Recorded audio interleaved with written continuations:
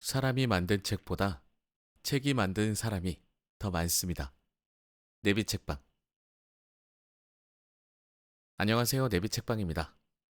오늘 소개해드릴 책은 참을 수 없이 불안할 때 에리 프롬입니다.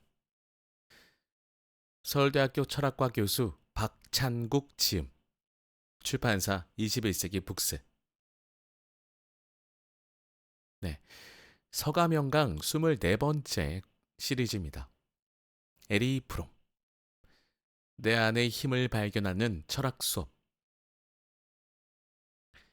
자, 먼저 이 책의 학문의 분류부터 살펴보겠습니다.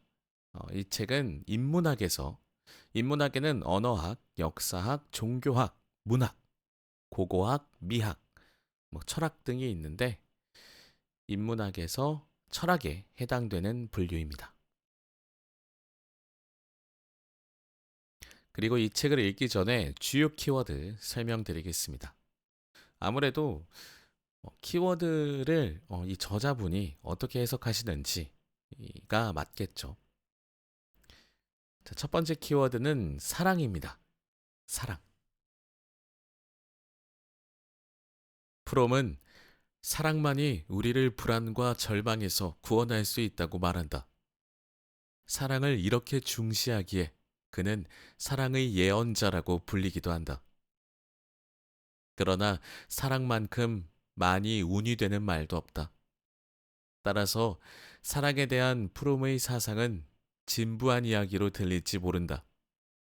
하지만 우리가 주위에서 접하는 많은 사랑은 참된 사랑이 아니라 왜곡된 사랑이다.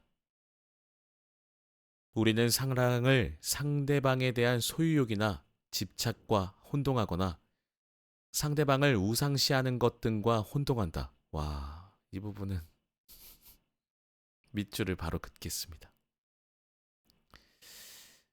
프롬은 상대방의 생명과 성장에 대한 적극적인 관심과 보살핌, 상대방에 대한 책임과 존경을 참된 사랑의 요건으로 들었다. 와, 네. 지금, 네, 이 사회에서 꼭, 네, 깨달았으면 하는, 좀 알았으면 하는 사랑의 진정한 의미가 지금 이 에리 프롬이 말하는 사랑이 아닐까 싶네요. 책임과 존경, 적극적인 관심과 보살핌. 아, 저는 네, 거의 본 적이 없는 것 같아요. 최근에 이런 사랑을 저는 본 적이 없습니다. 하지만 저는 이런 사랑을 하고 싶네요. 그리고 네, 할 수 있다고 스스로 믿겠습니다. 여러분들도 네, 같은 마음이시리라. 또한 참된 사랑은 자기 주위의 몇 사람에 대한 사랑에 그치지 않고 사회 동포주의적인 성격을 갖는다. 잠시만요. 사회 동포주의적 이게 어떤 네, 말인지 좀 찾아보겠습니다. 사회 동포 여기 있네요. 이게 무슨 말일까요? 사회 동포주의. 자, 사회 동포주의는 인류 전체를 하나의 세계의 시민으로 보는 입장을 말한다. 아, 그러니까 뭐 모든 네, 만민이라고 해야 되나? 네. 모든 사람, 지구촌에 있는 모든 사람들을 말하는 것이겠죠. 사회 동포주의. 이런 사람, 와, 가능할까요? 이런 사랑을 한다면 거의 정말 그 종교적인 인물들밖에는 떠오르지 않습니다. 인간을 초월해야지만 가능한 게 아닐까 싶은데 이게 될까요? 아, 참, 어렵네요. 사회동포주의. 자, 다음 단어는 소외입니다. 인간이 만들어낸 것이 인간을 지배하는 낯선 힘이 되는 현상을 가리키는 용어로 19세기부터 쓰였다. 우와, 이것도 너무 신기한 단어네요. 인간이 만들어낸 것이 인간을 지배하는 낯선 힘이 되는 현상이 소외라고 합니다. 이게 이런 의미였군요. 그러나 프롬은 구약 성서가 말하는 우상 숭배에서 이미 소외라는 용어가 의미하는 사태를 찾아볼 수 있다고 보았다. 우상은 식물이나 동물, 민족이나 인종 혹은 계급, 종교적인 교의나 정치적인 교의, 돈 등의 여러 형태를 취할 수 있다. 프롬은 현대 자본주의 사회의 근본적인 문제점을 그것이 인간을 소외 상태로 몰아가고 있다는 데서 찾는다. 아, 소외. 본인 스스로 소외당하고 있다라는 느낌을 받으면 너무 힘들잖아요. 음. 자, 다음 용어입니다. 실존적 욕망. 프롬은 인간에게만 특유한 욕망이 있다고 보았다. 고독감에서 벗어나기 위해 결합과 합의를 원하는 욕망.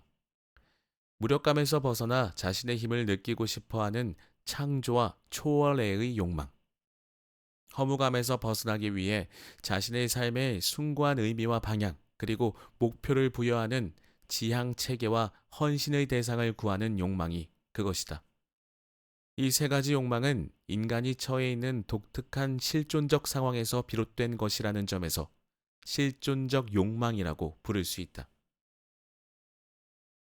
고독감을 벗어나기 위해서 누군가를 만나는 것, 교류하는 것, 무력감을 벗어나고 싶어서 창조적인 작업을 하거나 그런 것들을 하는 것. 초월애 같은 경우에는 뭔가에 대한 깨달음을 의미하는 게 아닐까 싶네요.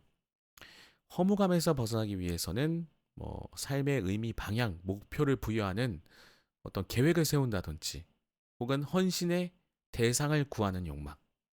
헌신의 대상이라고 하는 것은 음, 이것은 어떻게 해석을 해야 될까요? 누군가를 돌봐줘야 한다는 그런 욕망일까요? 만약에 그렇다면 요즘 반려견이나 반려묘를 키우시는 분들이 엄청나게 늘어났다는 것이 이해가 좀 됩니다. 나의 인생의 허무함을 벗어나기 위해서 내가 보살필 수 있는 어떤 대상을 찾는 행동인 것이죠. 에리 프롬의 해석이 맞다면 이것도 설명이 좀 되겠네요. 음, 흥미롭습니다. 네, 뭔가 깨달은 듯한 느낌? 제가 뭔가 하나를 또 알게 된 듯한 느낌? 이 허무감을 위해서 헌신의 대상을 찾는 것.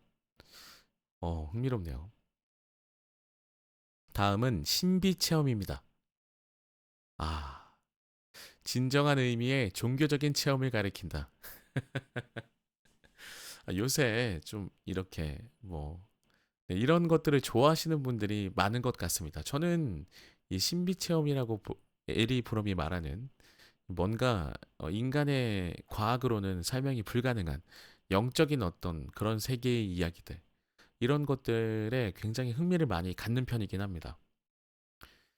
그것이 있다 없다를 말하고 싶지는 않고요. 왜냐하면 실질적으로 제가 체험을 해본 적이 없고 체험을 한 사람들은 또 있기 때문에 네, 제가 설명을 할 수 없기 때문에 있을 수 있다 정도로 생각하고 있습니다.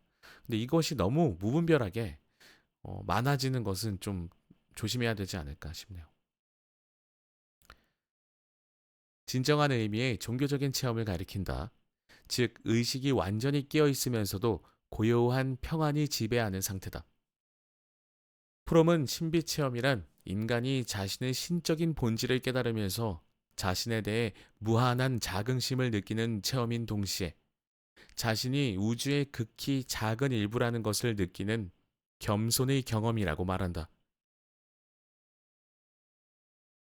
다음은 소유 양식입니다.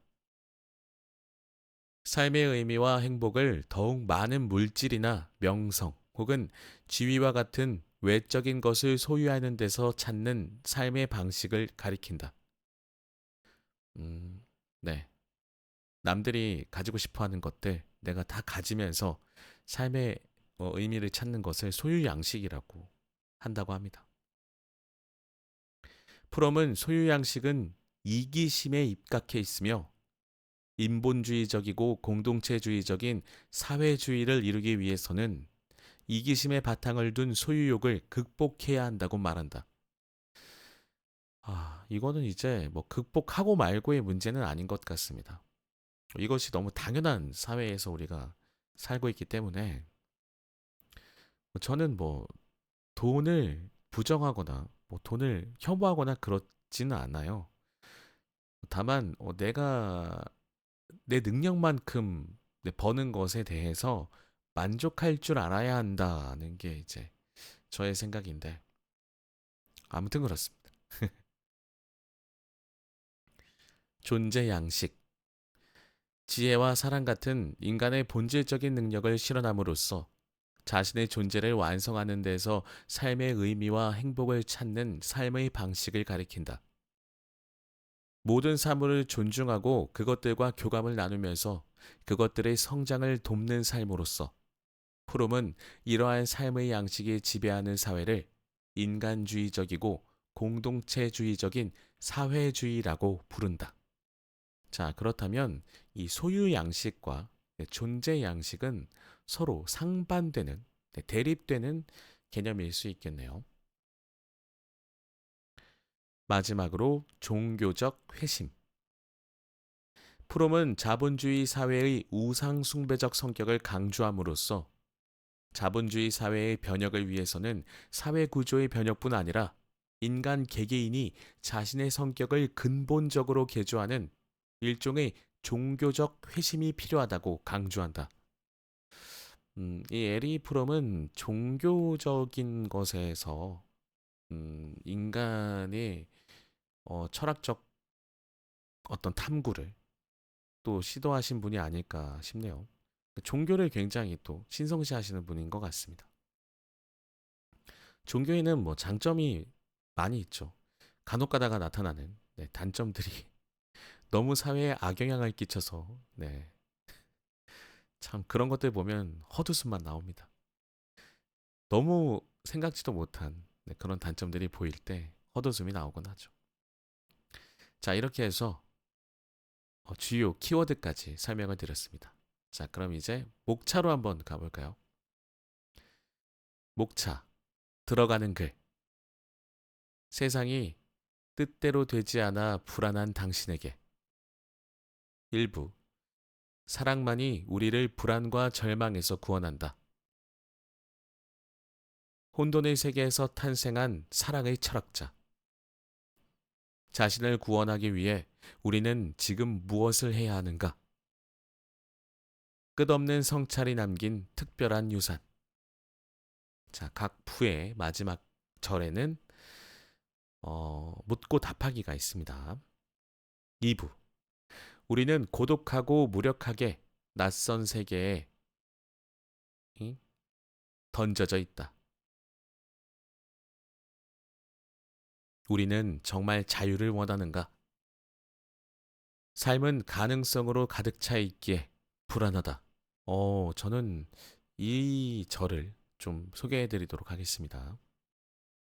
이 책이 제목에 불안이 들어가 있기 때문에 이 불안과 관련된 내용을 전해드리면 좋을 것 같아서요. 세 가지 부정적 감정과 세 가지 실존적 욕망. 소유냐, 존재냐. 행복한 삶을 위한 조건. 자신을 제대로 사랑해야 타인도 사랑할 수 있다. 3부. 인간에게는 자유로부터 도피하려는 성향이 있다. 왜 자유로부터 도피하는가? 자유는 근대인을 해방시키는 동시에 고립시켰다. 자유로부터 도피하는 네 가지 방식. 독일인들은 왜 나치를 지지했는가? 4부. 어떻게 내 안의 힘을 깨울 것인가? 파시즘은 불안과 허무를 먹고 자란다. 불안과 허무.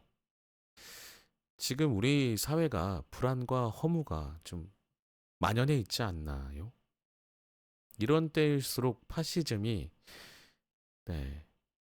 성행할 수 있겠죠. 진정한 자아와 자유를 찾는 방법. 지금 우리에겐 철저한 변혁이 필요하다. 내 안에 존재하는 능력의 발견. 나가는 글. 프롬 읽기를 통해 새로운 삶과 만나는 시간. 네, 이렇게 목차는 구성되어 있습니다. 자, 저는 아까 말씀드렸다시피 이 불안에 관한 내용을 읽고 싶습니다. 그래서 삶은 가능성으로 가득 차 있기에 불안하다. 뭔가 약간 분위기가 상반된 단어가 한 문장에 있으니까 이상해요. 가능성이 불안하다는 이 제목이 좀 끌립니다. 자, 그러면 본문으로 들어가 보도록 하겠습니다. 삶은 가능성으로 가득 차 있기에 불안하다. 동물은 자유롭다. 인간은 왜 자유로부터 도피하는지 살펴보기 전에 자유란 무엇인가에 대해서부터 탐구할 필요가 있다. 자유라는 말은 다른 일상어들과 마찬가지로 단 하나의 의미로 쓰이지 않고 다양한 의미로 쓰이기 때문이다. 여기서 우리는 자유란 무엇인가 라는 문제를 동물의 자유와 인간의 자유를 비교하는 방식으로 탐구해 보려고 한다. 그러나 이를 위해서는 동물과 인간은 본질적으로 동일한지 아니면 차이가 있는지, 그리고 차이가 있다면 그 차이는 무엇인지에 대해서 먼저 살펴보아야 한다. 우선 동물은 자유로운가라는 물음을 던질 수 있다. 우리는 흔히 동물의 행동은 본능에 의해 구속되어 있기에 자유롭지 않다고 말한다. 그런데 동물이 본능에 따라 산다는 것이 과연 동물이 자유롭지 못하다는 것을 의미하는 것일까? 동물은 오히려 본능에 따라서 살기에 자유로운 것은 아닐까? 인간은 자신이 사는 공간을 답답해하면서 다른 공간에서 살기를 원할 수 있다. 시골에 사는 사람은 도시에서 살기를 원할 수 있고, 도시에서 사는 사람은 시골에서 살기를 원할 수 있다. 어쩌면 자신이 태어난 곳을 떠나 외국에서 살기를 희망할 수도 있다. 이는 인간이 상상력을 갖기 때문에 가능하다. 인간은 본능에 구속되어 있지 않기 때문에 자신이 사는 삶의 환경보다 더 나은 환경을 꿈꿀 수 있다. 그런데 시궁창에서 사는 지렁이가 다른 공간에서 살기를 희망하면서 시궁창을 답답해한다고 상상해 보자. 이 경우 지렁이는 건강하게 생존하기 어려울 것이다. 지렁이는 자연이 자신에게 부여해 준 본능에 따르면서 자신이 사는 세계에 아무런 불만 없이 뿌리를 내린 채 살기에 건강하게 산다. 동물에게는 본능에 따라서 사는 삶이 합리적이고 건강한 삶이다.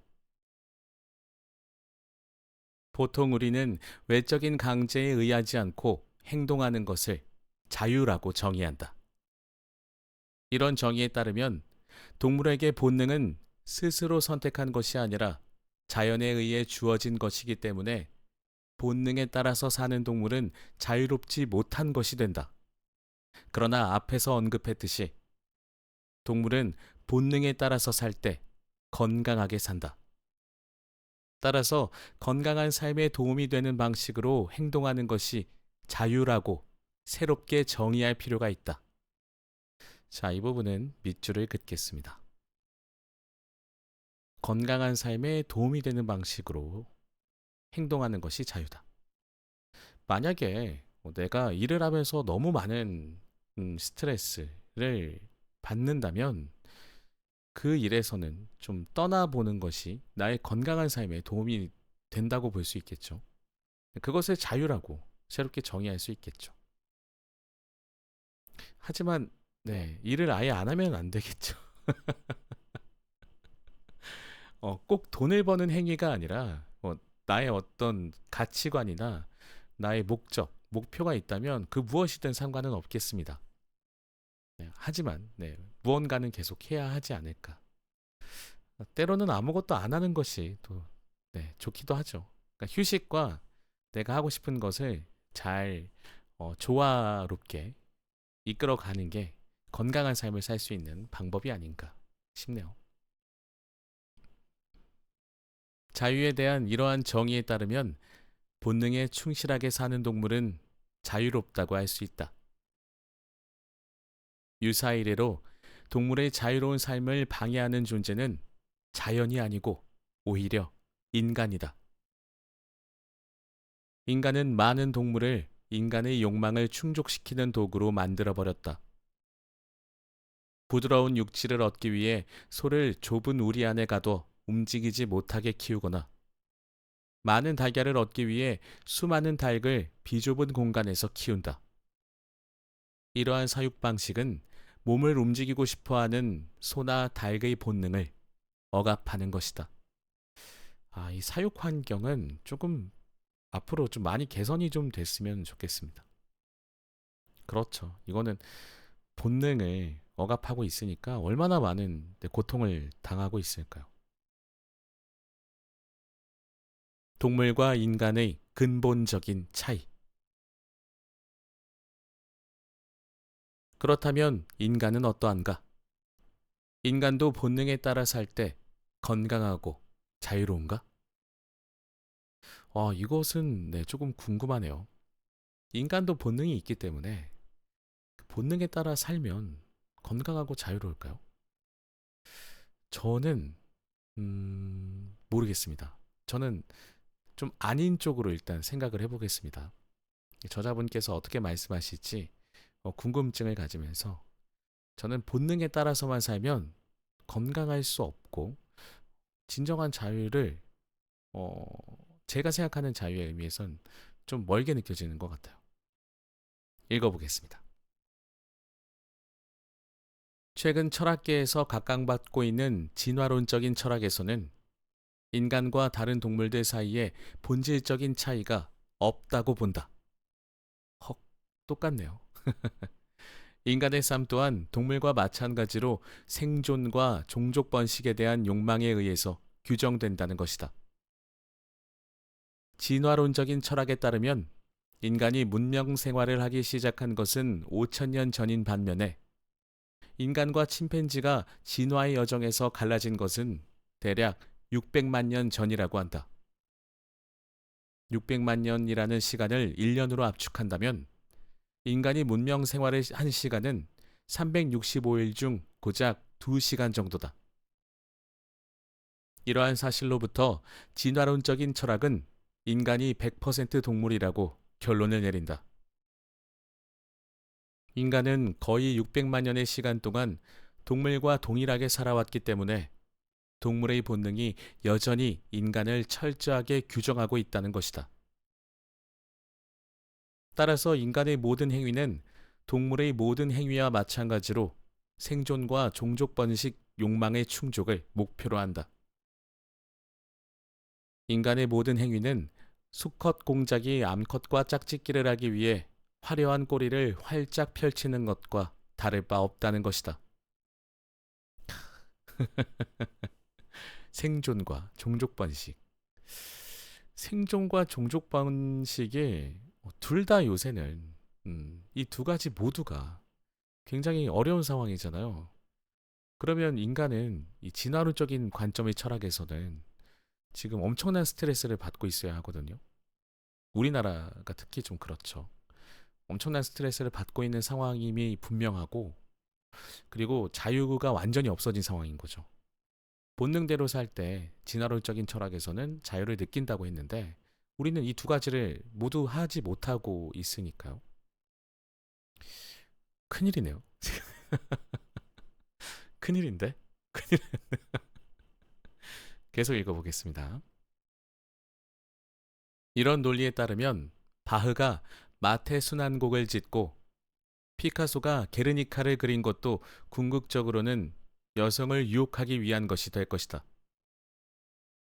바흐나 피카소의 창작 활동에 성적인 요인이 영향을 미칠 수는 있겠지만 그들의 창작 활동이 성적인 요인으로 온전하게 설명될 수는 없다. 이렇게 본다면 바흐가 악보에 음표를 그리는 것이다. 카사노바가 유부녀를 유혹하기 위해 수작을 부리는 것이다. 아무런 차이가 없어진다. 더 나아가 다른 인간을 돕는 것도 이성의 환심을 사서 자신의 유전자를 번식시키기 위한 것이니 그것이 갖는 도덕적 가치는 다른 종족을 정복하여 자신들의 씨를 대량으로 뿌리는 것과 동일하다. 이렇게 또 얘기를 하니까 납득하기가 좀 어렵네요. 네, 동의하기가 좀 쉽지 않네요. 그러나 이러한 주장은 진화론적인 철학을 주장하는 사람들도 제정신이 난 받아들이기는 어렵다. 역시 인간은 동물과는 분명히 뭔가가 다를 것이라고 저는 믿었습니다.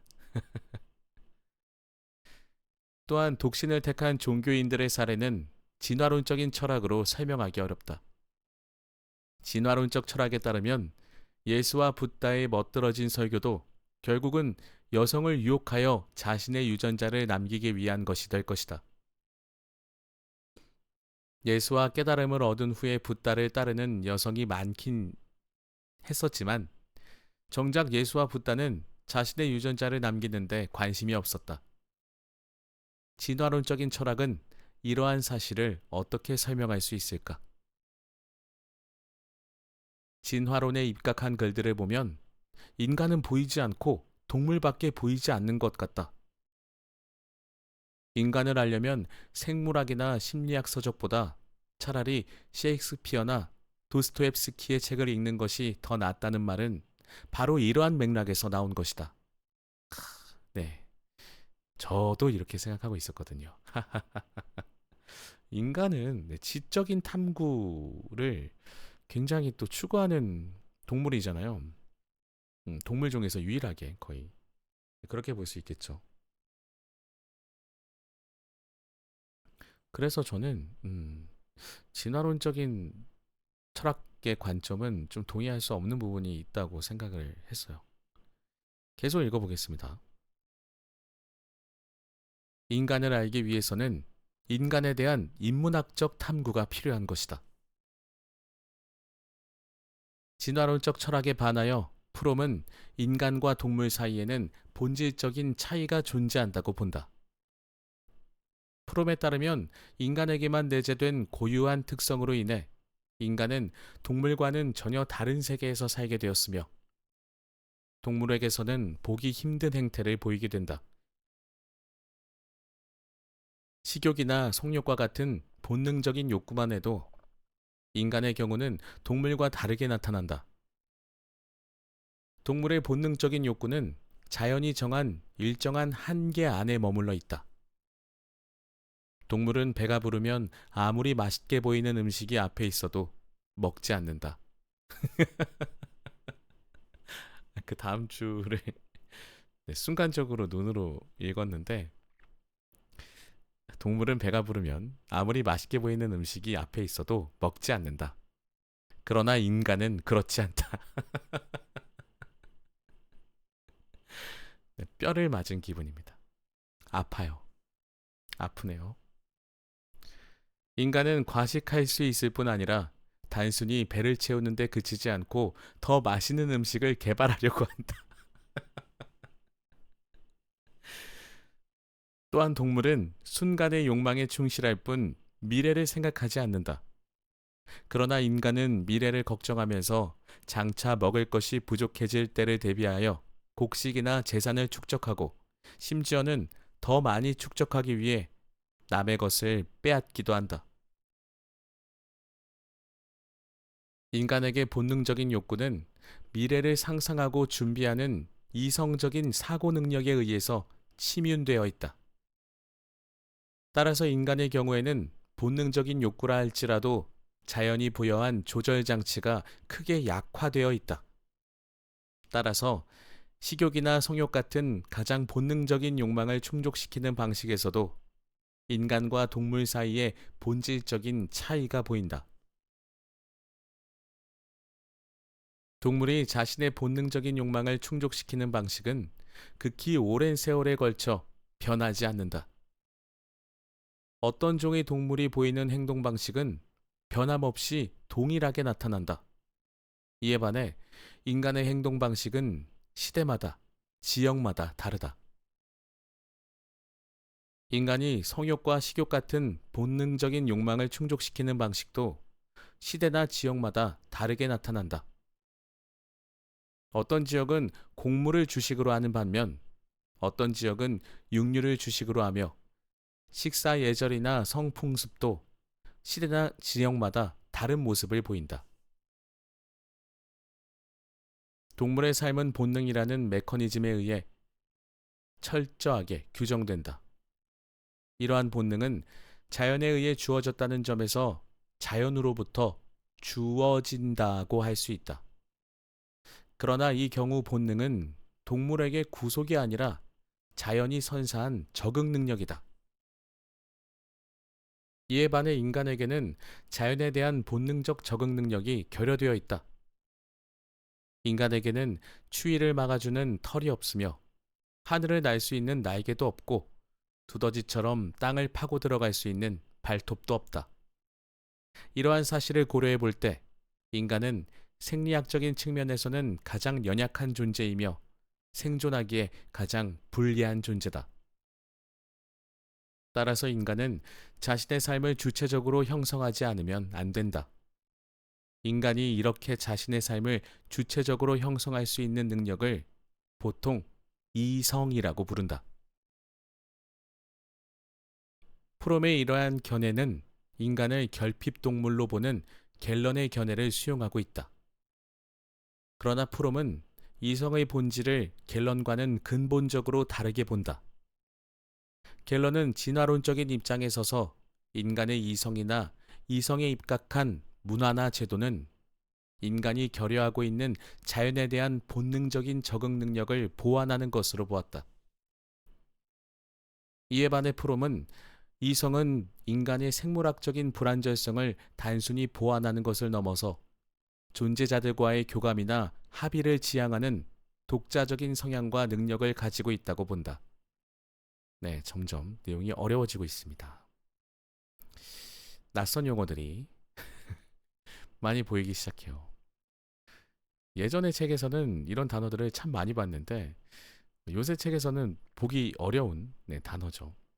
이런 시간을 통해서 다시 한번 좀 상기하기도 하고 이 단어의 의미를 또 다시 유추해 보기도 하면서 그렇게 읽어보셨으면 좋겠습니다.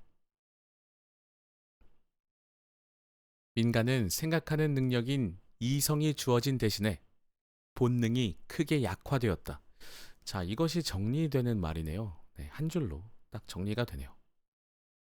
우리가 생각하는 능력이 발달됨과 동시에 본능은 다소 좀 약화되었다라고 얘기하고 계십니다. 갑자기 드는 생각인데, 이 세상에서도 이성보다는 본능적으로 사시는 분들이 또 계시잖아요. 그러면 그분들과 살기 위해서는 또 어떤 뭐 제도적인 것들이나 어떤 합의가 필요하지 않을까라는 생각도 드는데, 네, 어렵네요. 네. 따라서 인간은 이성의 힘으로 자신의 삶을 스스로 형성해 나가야 한다.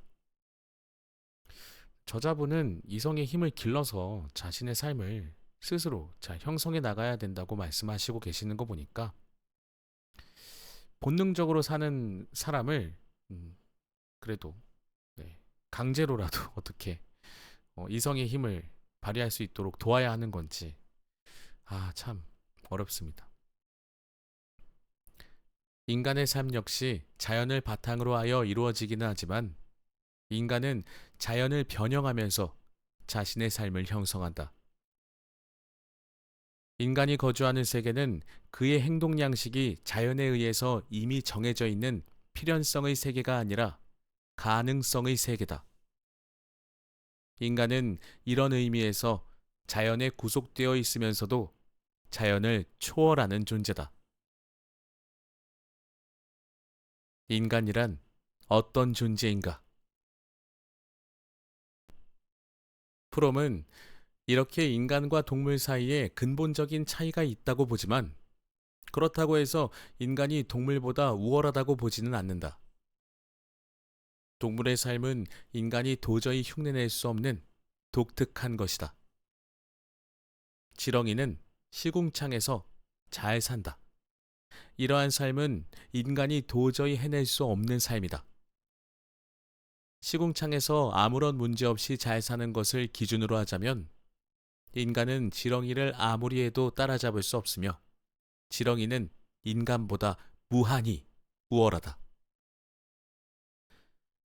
무엇을 기준으로 삼느냐에 따라 동물이 우월한지 인간이 우월한지는 달라진다. 맨눈으로 먼 곳을 보는 능력은 인간이 독수리를 결코 따라갈 수 없다. 따라서 동물과 인간 중 무엇이 우월한가에 대한 논의는 유치하기 짝이 없다. 동물과 인간의 차이에 대해서 말할 수 있을 뿐이다. 와, 이 부분도 좀 밑줄을 그을게요.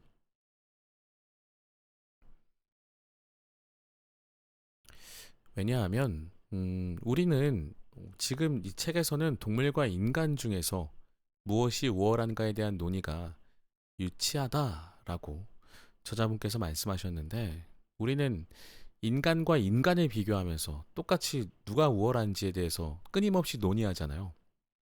특히나 인터넷상에서는 그 논의가 엄청나게 치열하죠. 유치하기 짝이 없습니다. 인간은 모두가 공평하고 평등하고 공평한 기회를 받아야 하고 평등한 삶을 살 수 있어야 한다라는 게 제 생각이에요. 무의식적으로 어떤 사람을 보고 내 자신을 비교하고 있잖아요. 그 기준이 무엇인지는 모르겠습니다만 그것은 기준을 세울 필요도 없다고 생각을 합니다. 저 사람과 나는 똑같은 사람이야. 나는 이 사회의 구성원으로서 내가 할 일들을 하고 있고 저 사람이 하는 일이 조금 더 많은 사람에게 좋은 영향을 끼칠 수는 있어. 딱 거기까지죠. 그러면 그 사람의 노고를 치하해주면 되고 나는 내 자신한테도 너는 너의 몫을 잘하고 있으니까 나도 열심히 멋지게 살고 있는 거야 라고 생각하면 좋을 것 같은데 우리는 자꾸 뭔가 비교하고 그 우월함에 대해서 끊임없이 쓸데없는 힘을 쏟고 있는 건지 모르겠습니다. 계속 읽어보겠습니다. 인간과 지렁이는 동일한 세계 안에서 사는 것 같지만 사실은 완전히 다른 세계에 살고 있다. 지렁이가 사는 시궁창의 세계 안에서 인간은 도저히 살 수 없다. 인간은 지렁이와는 완전히 다른 세계에서 살아야 한다. 지렁이뿐 아니라 각각의 동물종 역시 저마다의 고유한 세계 안에서 산다.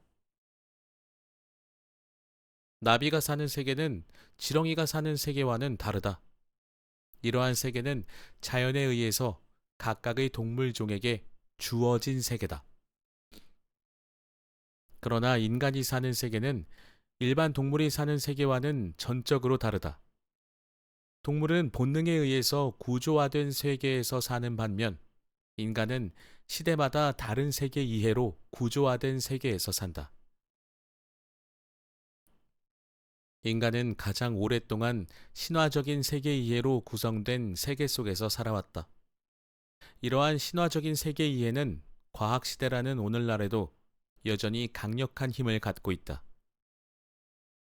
오늘날에도 기독교인과 무슬림은 세계를 창조한 인격신의 존재를 믿고 있다. 신화적인 세계 이해에 사로잡힌 사람들에게는 눈에 보이지 않는 신이야말로 진정한 실제다.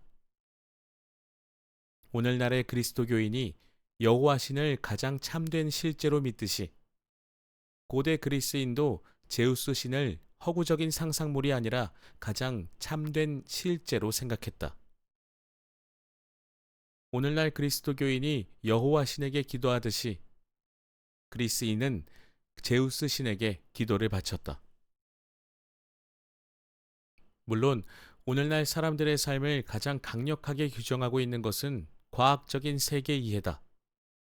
전통적인 종교를 신봉하는 사람들도 병에 걸리면 의사를 찾아가고 병이 나았을 경우 기도의 힘보다는 의사가 준 약이 병을 치료했다고 생각한다.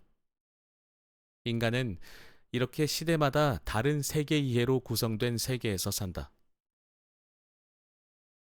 앞으로의 세계 이해는 어떤 모습일까요? 과학이 완전히 인간의 삶에 들어와서 이제는 과학기술을 뗄래야 뗄 수 없는 그런 삶을 우리가 살게 되지 않을까요? AI다, 로봇이다. 지금부터 정말 말들이 많잖아요. 왠지 그렇게 되지 않을까 싶네요.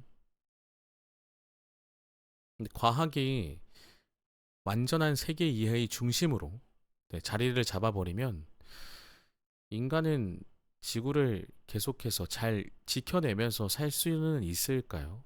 이것도 좀, 네. 저는 왜 과학과 그 환경이, 지구 환경이 정반대의 길로 가고 있다라는 생각이 자꾸 드는지 모르겠습니다. 과학의 발전이 과연 지구 환경을 지켜낼 수 있을까요? 뭐, 제가 살아있을 때 그런 어떤 재앙이 일어나면, 예, 제 마음이 참 안 좋을 것 같습니다. 아예, 네, 일어나지 않았으면 좋겠네요. 자연이 부과한 본능에 따라 산다는 점에서 우리는 동물을 자연적 존재라고 부를 수 있다. 이에 반해 인간은 역사적으로 구성된 세계 이해에 따라 산다는 점에서 역사적 존재라고 부를 수 있다. 그런데 인간은 집단으로서뿐 아니라 개인으로서도 역사적 존재다. 누구나 자신만의 역사를 갖는다. 인간 각자는 자신의 삶을 자신의 이성과 상상력에 따라서 형성해 나가야 한다. 이렇게 인간의 삶은 각자가 자신의 삶을 개척해 나가야 하는 삶이기에 다른 사람들과 구별되는 자기를 의식하면서 나라고 말한다.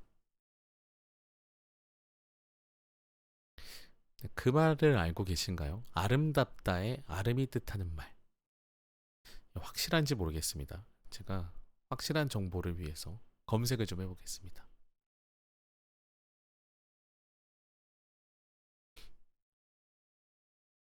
음, 아름답다의 아름은 나라는 뜻이래요. 그래서 나답다. 나다울 때 가장 아름답다.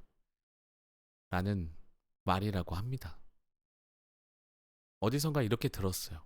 검색을 해보니까 제가 검색에 많은 시간을 쏟지 못했지만 네, 비슷한 의미로도 글들이 많이 올라와 있네요. 나다운 삶. 그것이 아름다운 삶이 아닌가. 여러분들은 무조건 아름다우실 수밖에 없겠죠. 나는 나니까. 이 세상에 아름답지 않은 사람이 없습니다. 나는 나니까. 인간 개개인이 자신의 삶을 스스로 형성한다는 사태와 인간이 본능에 의해서 제약되지 않은 열린 세계에서 산다는 사태는 불가분하게 결합되어 있다. 동물은 목전의 현실에 사로잡혀 있지만 인간은 자신의 탄생과 죽음을 생각할 수 있을 정도로 과거와 미래에 열려 있다. 인간에게 미래는 가능성으로 가득 차 있다. 과거 역시 과거의 사건을 바꿀 수는 없지만 우리는 과거의 사건을 얼마든지 다르게 해석할 수 있다. 예를 들어 우리는 자신이 흙수저로 태어난 것을 저주라고 생각할 수도 있지만 자신을 더욱 강하고 원숙한 인간으로 만들기 위한 축복이라고도 생각할 수 있다. 또한 인간은 무한히 펼쳐져 있는 공간을 상상하면서 파스칼이 말하듯 무한한 공간의 침묵 앞에서 전율할 수도 있다. 네. 흙수저로 태어난 것을 축복이라고 생각할 수 있다고 저자분께서 말씀하셨지만 그냥 흙수저로 태어났으면 축복이라고 생각해야 합니다. 전 이걸 그냥 강제하고 싶네요. 저는 축복이라고 생각하고 있거든요. 축복이라고 생각하면 기분이라도 좋잖아요. 근데 이걸 저주라고 생각하면 좋은 게 하나도 없어요. 뭐 하나라도 좋으려면 그냥 축복이라고 생각하는 게 더 이득입니다. 네, 그러니까 우리 축복이라고 저만 흙수저인가요? 죄송합니다. 네, 듣고 계신 분들은 네, 다들 저보다는 형편이 좋으실지도 모르기 때문에 네, 저는 축복이라고 생각하면서 컸습니다. 자, 오늘의 책 참을 수 없이 불안할 때 에리히 프롬이었습니다. 또 많은 생각을 갖게 하는 책이네요. 참 이런 책을 볼 때마다 나의 지식, 나의 지적 수준, 나의 인문학적인 탐구, 궁금증 이런 것들이 이제서야 조금씩 조금씩 개화되는 것 같아서 그나마 다행이라는 생각을 합니다. 이 서가명강 책은 정말 제가 너무 감사함을 느끼는 책이에요. 서가명강 시리즈 여러분들 다시 한번 꼭 추천드립니다. 정말 많은 좋은 내용들로 가득 차 있는 네, 명강입니다. 자, 오늘의 책은 여기까지 소개해 드리도록 하겠고요. 저는 다음 시간에도 재미있고 유익한 책으로 인사드리도록 하겠습니다. 지금까지 들어주셨다면 꽤 많은 시간을 네, 이곳에 할애하셨을 텐데 다시 한번 감사드립니다. 다음 시간에 인사드리겠습니다. 감사합니다. 아, 건강하세요.